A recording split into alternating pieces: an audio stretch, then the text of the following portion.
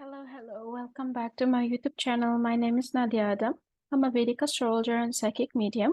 So today we are going to talk about the upcoming week from the perspective of Vedic astrology between 28th of March until 4th of March. As usual, the timestamp will be in description box. But as overall, I think the whole energy is almost the same. Seems like there is no much going on during this week, but yet it's like a kind of preparation for the eclipse cycle that we're going to start from 22nd of April. All right. So the only thing that's happening here is Mercury will be moving to the sign of Aries on 1st of April. All right. So we can see that during April as an overall, we're gonna have Sun. Of course, it will be moving.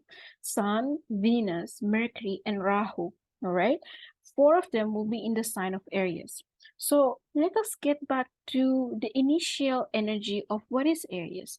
So Aries is a fire sign, right? That connected to creation, power, momentum, wanting and desiring to manifest something and create something new in our life. It's our self well-being.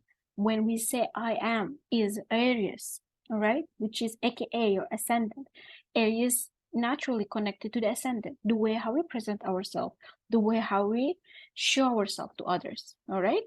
So when we have a lot of planets sitting in the sign of Aries, it shows that there can be an energy of new beginning or pushing us forward to start something or to manifest something. Or perhaps it's giving us an energy like, hey, you need to focus on yourself and maybe you have to change this, and that. So depend on where is Aries sign governing in your chart, it will get strongly and heavily activated during this upcoming 2 months. All right. Add on that, we're going to have an eclipse, which again, I will say, it will the energy will start to get momentum around 22nd of April, but yet you will start to feel it from now actually, because that means isn't less than 1 month. All right.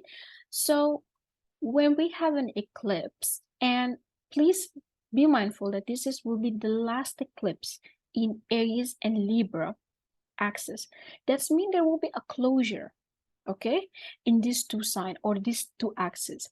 Whatever theme that you went through since March of 2022, somehow, somewhere right now, it will start to close up during this period. So perhaps the transit of Rahu Ketu, you might not feel it strongly anymore past July or June even. All right.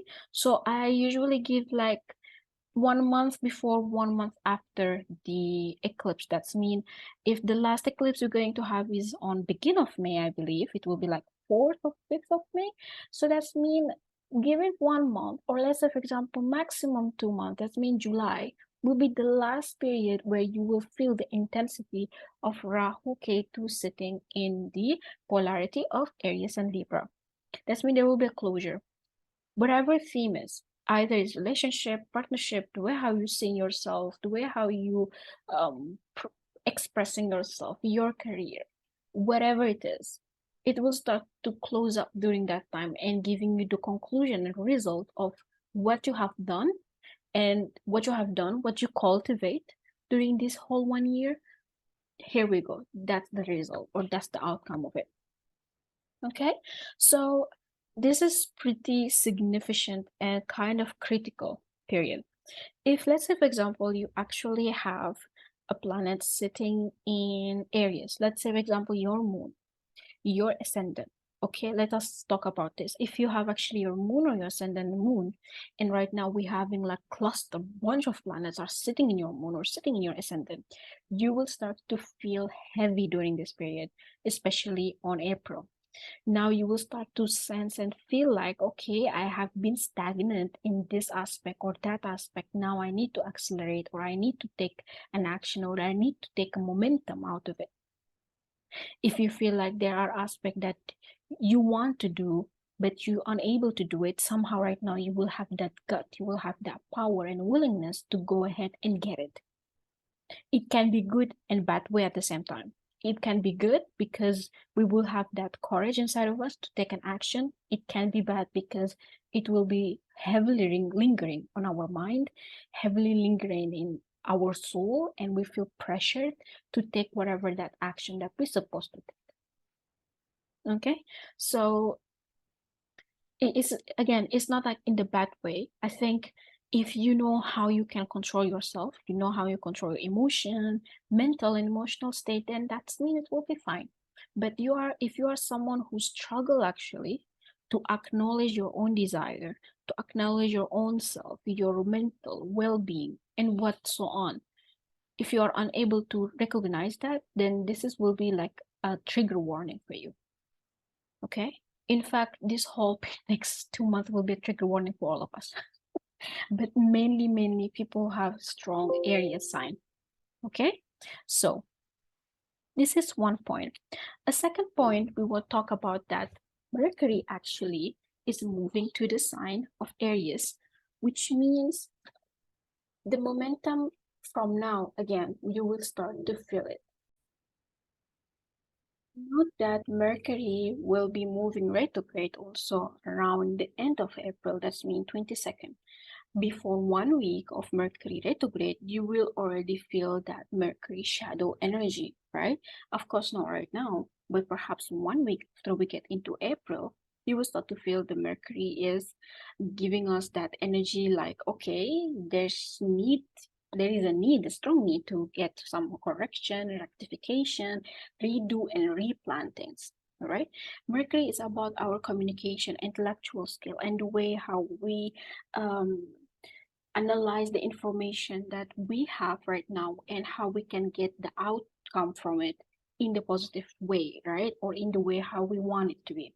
So you can see during this period of time, again, there is some sort of energy of planning, contemplating, doing the stuff that we want to do, and so on. Perhaps it will start to pick up on the eclipse. If you didn't take any action in next period, most probably the eclipse will start to push you to take it, or it will just happen abruptly without your consent either. Okay, this is a point about Mercury.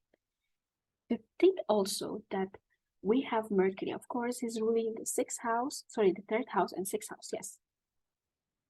And the ruler here sitting in the ascendant.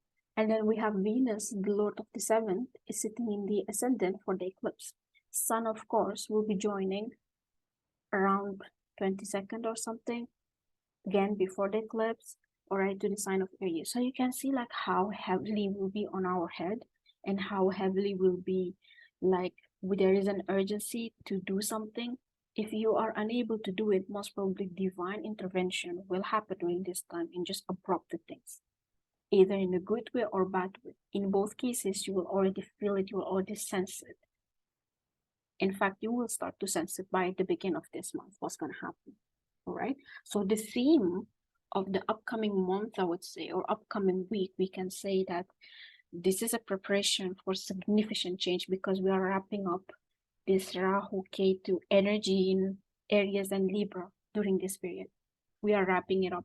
Whether the outcome good or bad, we like it, we don't like it. This is somehow, maybe we don't have much power into it, but yet at least we can control it if you feel like to control it, right? Okay, just let me delete this here. Okay. So Mars actually here is in a very practical sign. It's in the sign of Gemini.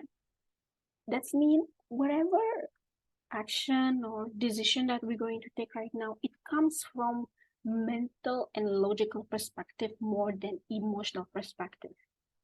So this is the constellation or the energy that shows we're gonna be more practical, more kind of oriented and trying to organize and put things in order.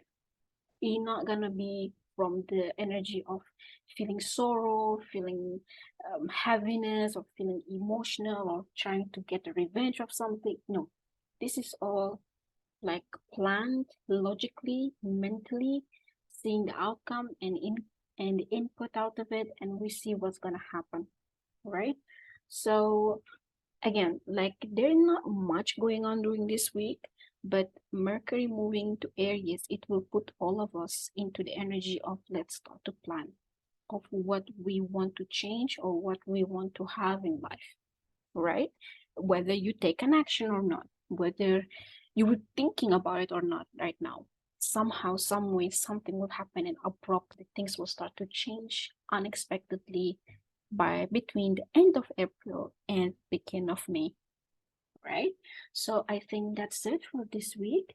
Thank you so much for your time. Thank you for watching. If you're interested to book a personal reading with me, all my details are in the description box. And wish you to have a wonderful and beautiful week. See you soon. Thank you. Bye.